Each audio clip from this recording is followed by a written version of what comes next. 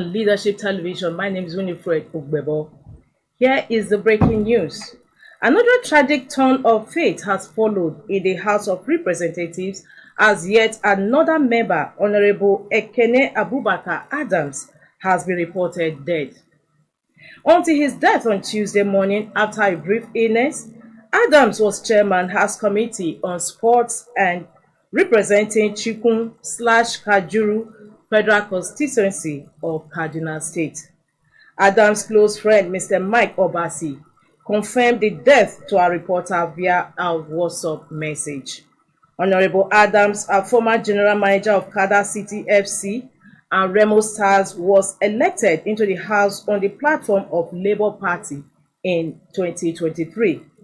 With his sports background as a former athlete and administrator, he was appointed the chairman of House Committee on Sports, the position he occupied until his death on Tuesday morning, July 16, 2024.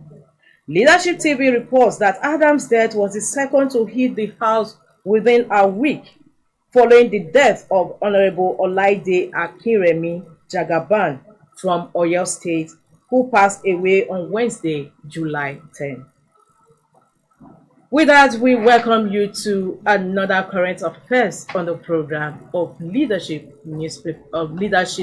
Television Inside Nigeria. My name is Winifred Ugbebo, your host on the program. On this first segment of the shows, we have some papers for review on this segment. Of course, we have Nigeria's most influential newspaper, Leadership, The Punch, Daily Sun, The Guardian, and Vanguard, all for review on this first segment of Inside Nigeria. As we normally do on the program, we like to flag off with leadership. Let's see what leadership is leading with on this Tuesday, July 16, 2024. Leadership's main headline story says Head of Service Aduda Adebiyi in final race to replace Yemi Eson. Aduda Adebiyi in final race to replace Yemi Eson. 8 permanent secretaries face screening. Tinubu rejects Yemi Eson's request for tenure extension. Of course, underneath that main headline story, we have the picture of President Bola Tinubu and Switzerland ambassador to Nigeria, Nicholas Herbert, during their meeting at Presidential Villa in Abuja yesterday. Beside that, minimum wage, federal government moves supplementary budget. Nigerians can now obtain UAE visas, Minister. Ondo local government transition committees resume despite verdict. Opposition lawmakers want reverse allocations. Top the stories on page 6 of Leadership. We move closely towards the masthead of Leadership, where we have "You are no longer emirs, Cortes Bayero for orders." You are no longer emirs, Cortes Bayero for orders. Hunger. Federal government releases 740 trucks of rice nationwide, is on a business bus of Leadership today. Hunger. Federal government releases 740 trucks of rice nationwide. And above the masthead of Leadership, Trump picks running mate as judge dismisses classified documents case. Zenith Bank aims to surpass 1 trillion naira profit in 2024. With that, we move to the page 3 of Leadership, where we have our stand. Our stand today is on Nigeria and the population challenge. From our stand, we move to the back page, where we have Tuesday column with Abdurrauf Aliyu. Abdurrauf Aliyu is writing on Singapore's strategic crossroads, navigating uncertainty. More you log on to Leadership's website, www.leadership.ng. From Leadership, we move to Daily Sun. Daily Sun's main headline story says Kano Emirates court stops Bayero for orders. Kano Emirates court stops Bayero for orders, restrains them from parading as monarchs. Second headline story on Daily Sun says mass protest looms, will demonstrate against Tinubu, vows Sheikh Gumi. President's aide warns not against demonstration. I'll take that second leading story once again. Mass protest looms, will demonstrate against Tinubu, vows Sheikh Gumi. President's aide warns not against demonstration. This story is on page 6 of Daily Sun today. For more, you have to log on to the website of Daily Sun. But before you do that, we still have other stories on the cover of Daily Sun. Federal government, United Arab Emirates agree on resumption of travels. This is a story that runs on page 22 of Daily Sun. Tinubu may send minimum wage bill to NANS next week, means Labour Thursday. Herdsmen kill 13 in renewed Benue attacks, 5 missing. Edo, Ondo, INEC clears 124 domestic, 10 foreign observers to monitor polls. Autonomy, Algon seeks upward review of revenue accruing to local governments. And the story beside the masthead of Daily Sun says rising food prices, Nigeria's inflation hits 40.87%. Federal government distributes 20 trucks of rice per state, FCT. The stories run on page 6 and 25 of Daily Sun. For continuation of these headline stories, inside stories, and the editorial, log on to the website of Daily Sun, www.thesun.ng. And with that, we move to the next paper we have on our menu today, and that is The Guardian. The Guardian says Nigerians at risk of food crisis as inflation hits new record. Nigerians at risk of food crisis as inflation hits new record is a story that runs on page 6 of The Guardian. Meanwhile, there are illustrations beneath the main headline story. We have 34.90%, Nigeria's inflation rate highest since March 1996. We have interest rate at 26%. 2.5, we have food inflation rate hits 40.87% in June from May's 40.66%. 2.5 kg of Irish potatoes from 5,000 to 7,800 naira. That is 56% increase rate. Abuja yam by 5 pieces, 10,000 naira to 22,000 naira. That is 120% increase rate. 1 kg of brown beans from 976 to 2,500 naira. We're talking about 156% increase rate. Bunch of bananas Hitato is now between 2,800 to 4,500. That is 61% increase rate. We have basket of spinach 1,500 between to 2,200, and that is 47% increase rate.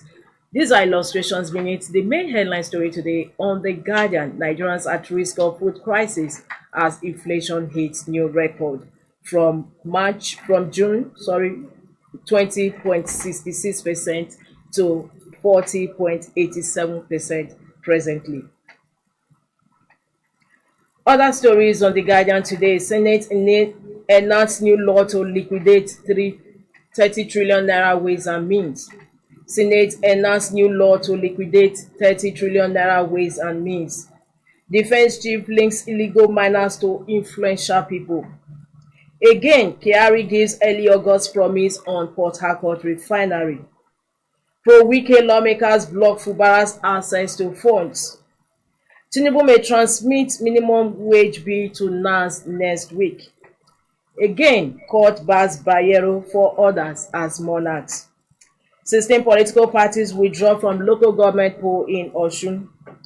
Much ado about Samoa agreement LGBTQ rights. This news analysis on page 5 of The Guardian.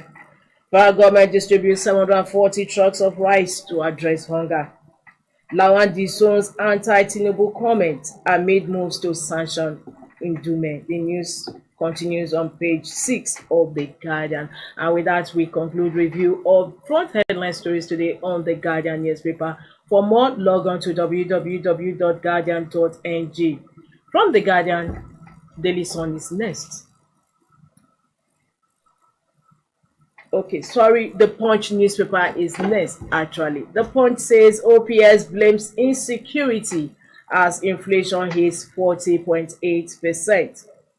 Organized private sector security as food inflation hits 40.8%. MBS links inflation to rising prices of millet, garri, yam, fish, groundnut oil, others.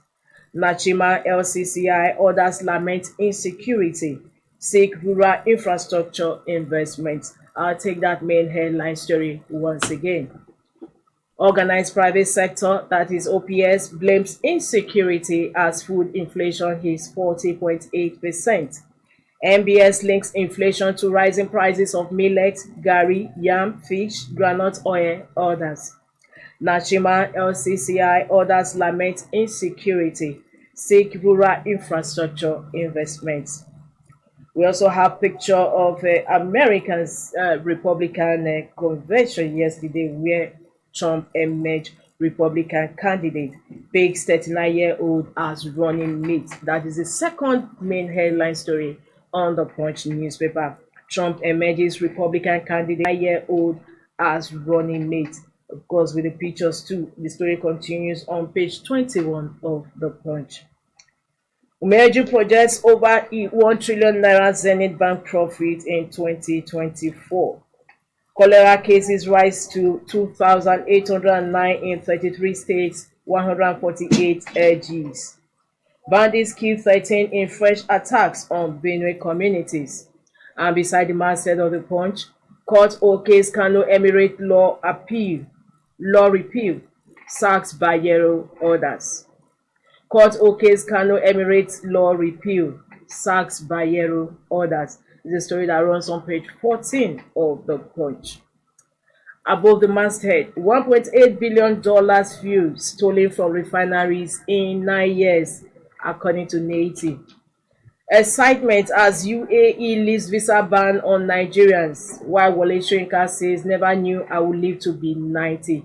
With that, we conclude review of the Punch front headline stories today, Tuesday, July 16, 2024. For more, log on to the website of the Punch, www.punchng.com.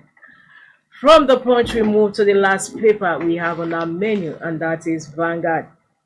Vanguard's main headline story says, controversy as manufacturers reject NBS inflation figure, that is a National Bureau of Statistics. Controversy as manufacturers reject NBS inflation figure. Inflation is 34.19% in June, says NBS. No is over 90%, Nachima. Beats all analysts' forecast. Highest in Edo, Kogi, Cross River. Lowest in Nasarawa, Bauchi, Adamawa. Analysts blame policy failures, recommend solutions. Riders beneath the main headline story, controversy as manufacturers reject NBS inflation figure. Beneath that, Band A woes, varsities groan over high tariffs, students lament blackout. IGP bows to pressure, order suspension of ECMR enforcement. Emirship tussle, Kano court opposed dethronement of Bayero for orders. And in sports, new Super Eagles coach must qualify for 2026 World Cup, Okpala. With that, we move to the stories above the masthead of Vanguard. Federal government World Bank planned 3.5 million electricity meters rollout. Zenith Bank showcases strong financials to exceed 1 trillion naira profit in 2024. Dangote says our projected $30 billion revenue boosts naira value. Hunger. States get 20 trucks each as federal government shares 740 lorry loads of rice. With that, also, we conclude review of front headline stories today on Vanguard newspaper. For more, log on to www.vanguardngr.com. Well, viewers, we've come to the end of this first half of the program where we review front headline stories on today's Inside Nigeria. Second segment of the show is coming up shortly, where we have our guests to discuss some headline stories. Don't go away. Stay tuned.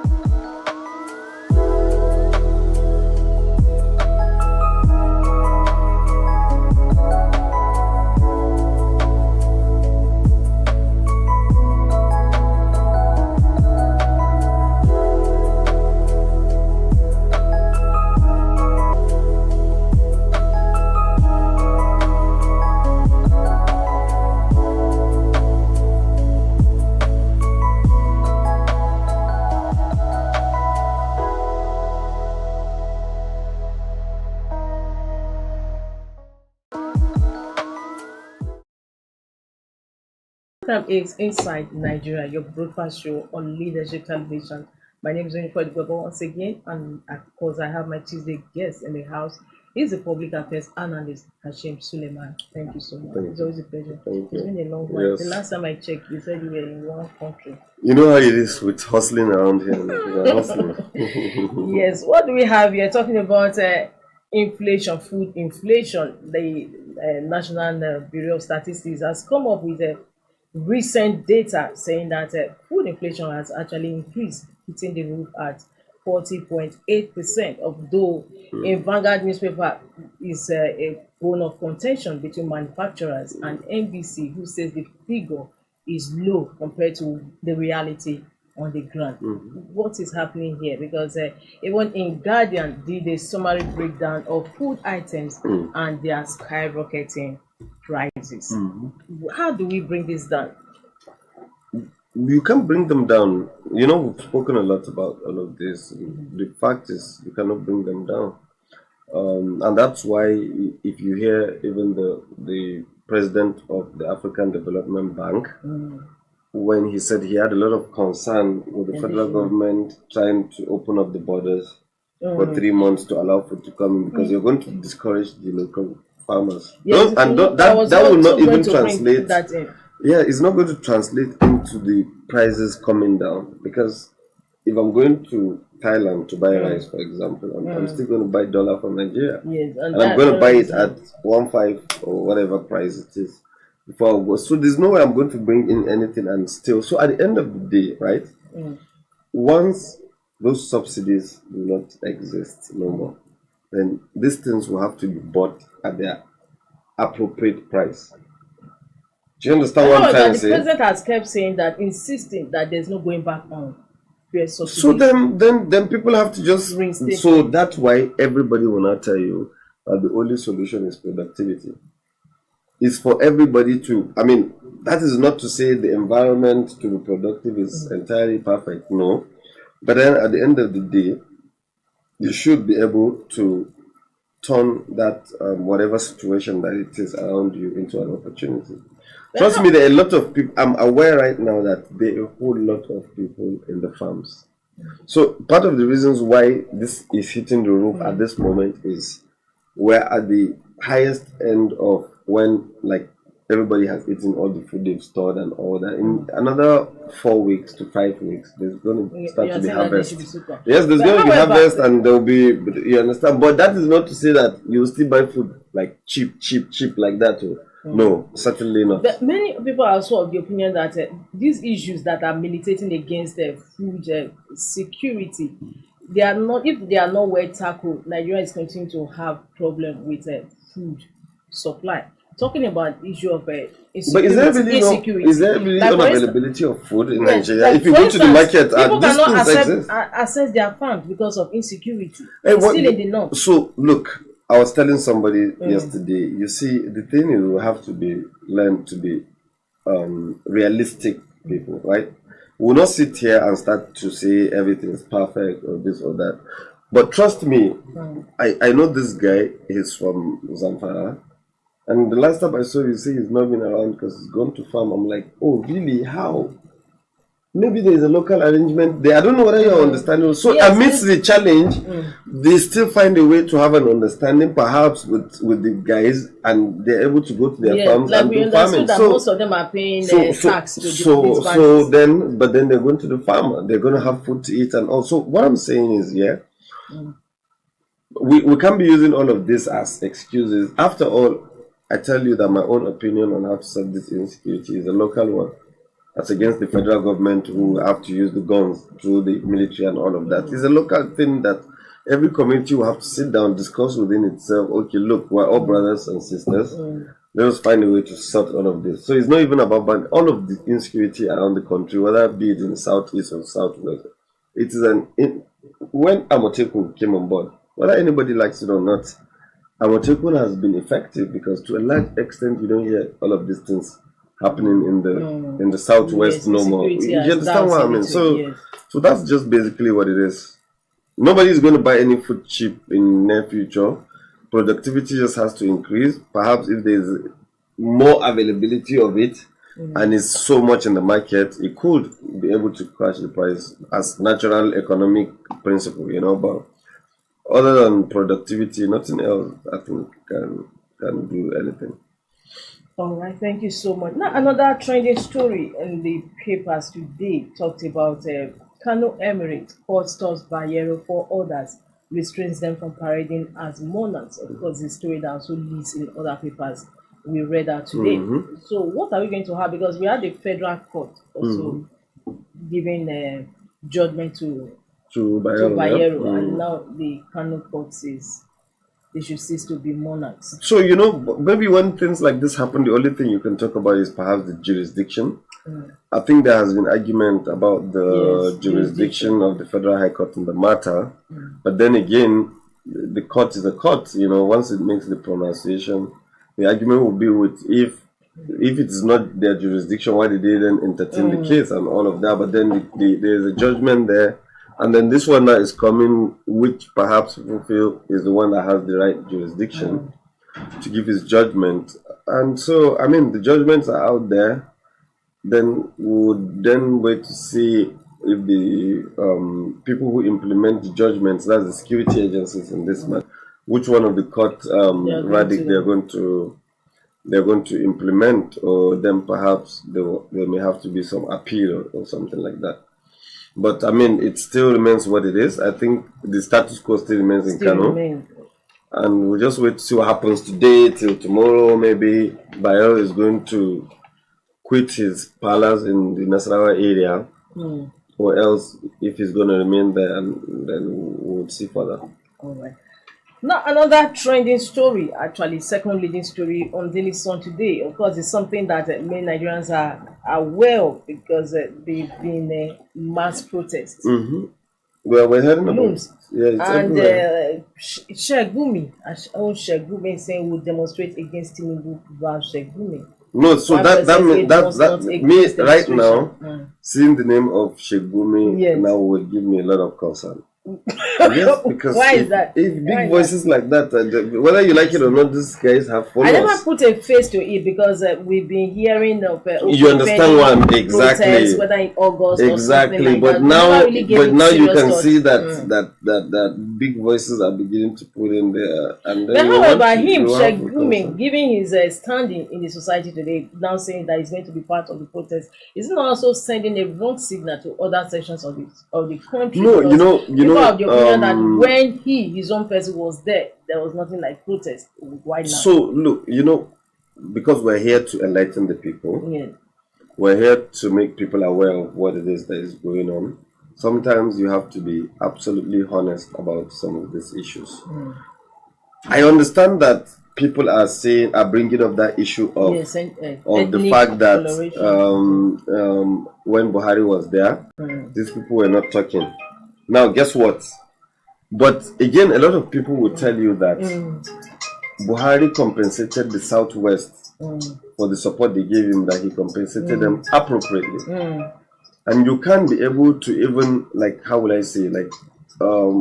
understand the facts and the realities about that. Buhari was able to complete the Ibadan to Lagos Expressway. Okay. He started and finished the railway from Lagos to Ibadan. These are very, very critical infrastructures. In Buhari's first time, Babatunde Raji Fashola was the Minister of Power, Works and Housing, the most critical ministry for 4 years. For 4 years. And even to 8 years. So don't you think perhaps 8 years that the current also federal government, which knows that it was the same marriage of the Southwest and the North that brought it to power, don't you think maybe they need to review if they are really carrying the other parts along appropriately? I don't know whether you understand what I mean, because when you see some of these things happening for the first time, then you might want to probe it. If you go around the North, there is a concern that perhaps they are not being compensated appropriately for the amount of support that they give. However, so all of these concerns are there. I don't know whether you understand. And unless you bring these facts out. But don't forget that the history of protest in the country, at the end of the day, if you start off as a peaceful protest, at the end of the day, you cannot portray the violence it will take at the end of But the day. like we if have said Shegun about and is coming insecurity, from that's what I the said. As I and said don't about forget they say an insecurity. hungry man is an I angry agree. man. All And of you this. can if That's not why I this said protest comes now. exactly. So that the best solution to stopping all of these kind of issues in any nation is dialogue. It's engagement, and that's what I'm speaking to. That's why I'm saying that the presidency itself needs to look to check, is our level of engagement with the country people generally, is it efficient enough? Is it sufficient? Do you understand what I'm trying to say? We have critical also stakeholders, and you will now go into the main people of the country. Do you understand what I'm trying to say? Is the engagement appropriate enough?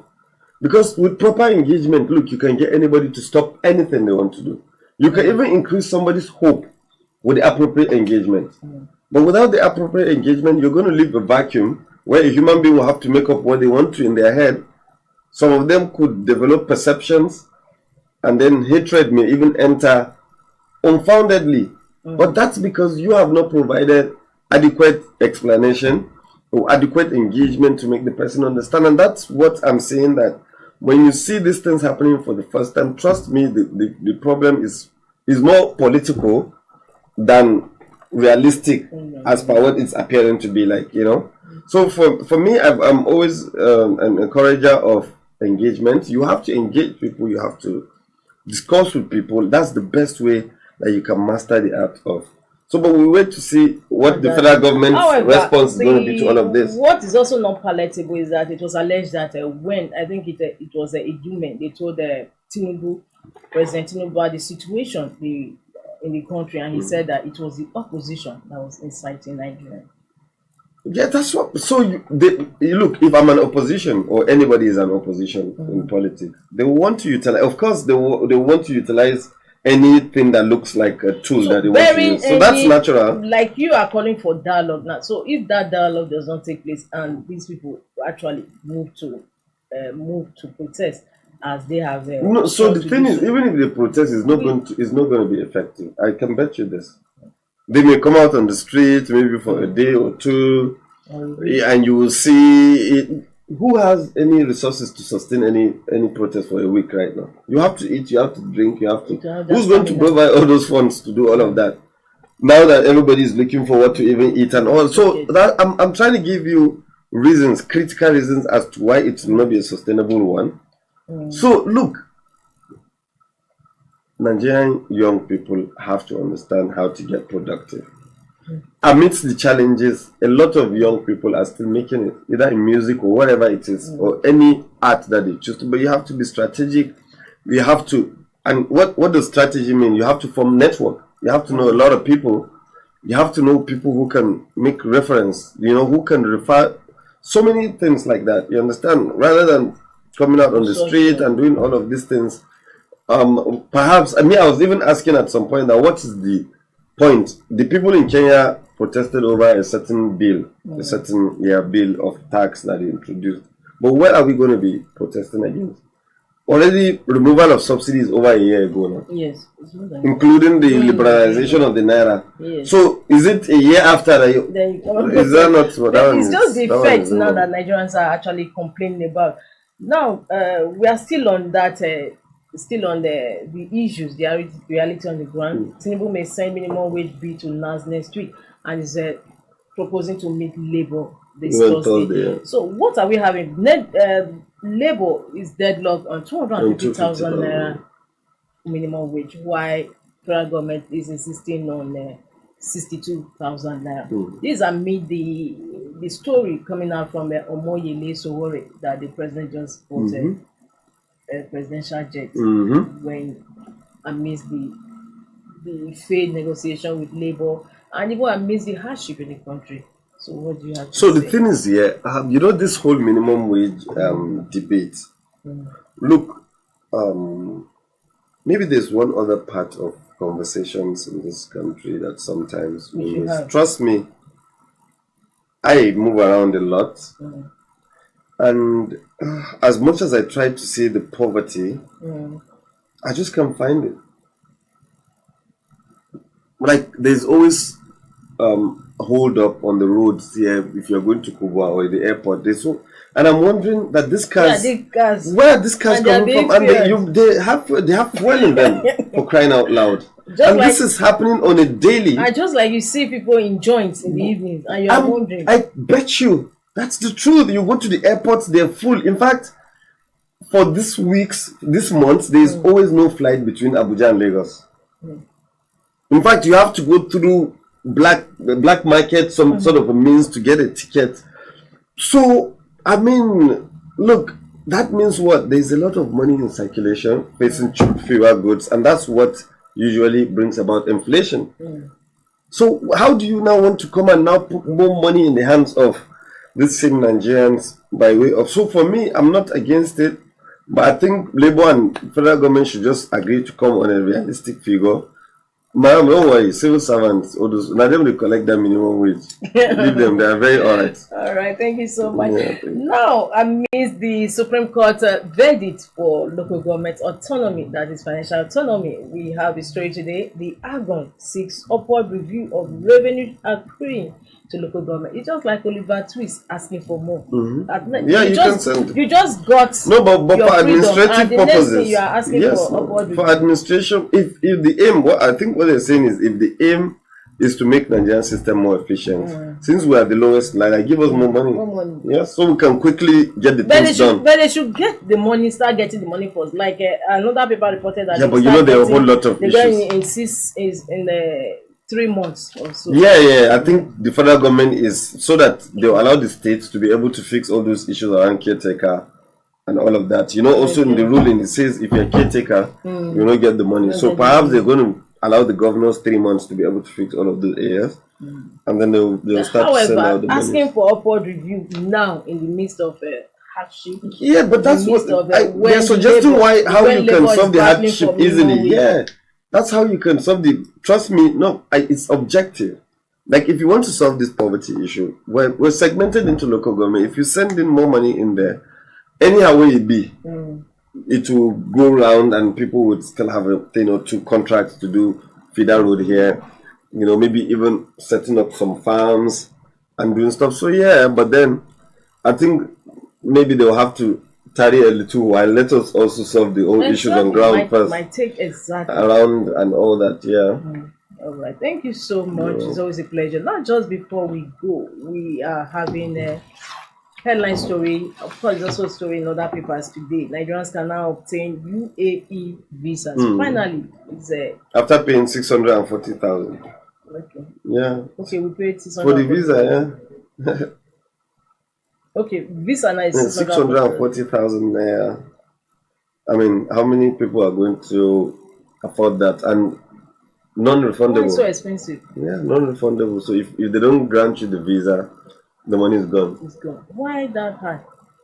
I wouldn't know. I mean, some people feel perhaps that one of my friends was saying earlier that he feels perhaps that they want to have a way that they can verify people's documents, and all of that. And I think maybe they couldn't get that infrastructure from Nigeria, so they want to engage a consultant or something. But that's a lot of money. On visa alone, you haven't come to buying your tickets and your hotels and all. Perhaps the federal government needs to also weigh in. Do you think the only way you can weigh in if they insist that's the money you have to subsidize? Who will subsidize that? When we're trying to do away with all of the subsidies. If you can't go to Dubai, madam, go to Lagos. There are so many beaches in Elisha and all those places. Very nice for vacation. All right. Yeah. Thank you so much. And Nati said today that $1.8 billion fuel stolen from refineries in 9 years. How are we actually going to stop this oil theft? Oh, well, the GMD said yesterday that by December we will be hitting 2 million barrels per day. So perhaps they got some stuff up their sleeves in terms of how they want to solve that problem. So we'll wait to see. We'll wait to see if that will come to fruition by December. All right, thank you so much. Thank you. It's Thank you. a pleasure having you on the program. Well, we as this well, we draw the curtain on today's Inside Nigeria, reaching your leadership television. My name is Winifred Ubebo. Of course, I've had the pleasure of having you company today. Our Tuesday guest is a public affairs analyst, Hashim Suleiman. Thank you so much once again. Thank So you. viewers, don't forget to join us on this station for news on the hour. Till I come your way again, same time, same station tomorrow for another fresh edition of the program. Thanks for joining us. Bye. Thank you for watching. For sponsorship and advert placements, please contact 080-3688-6158. Last Word Leadership Podcast Studio. You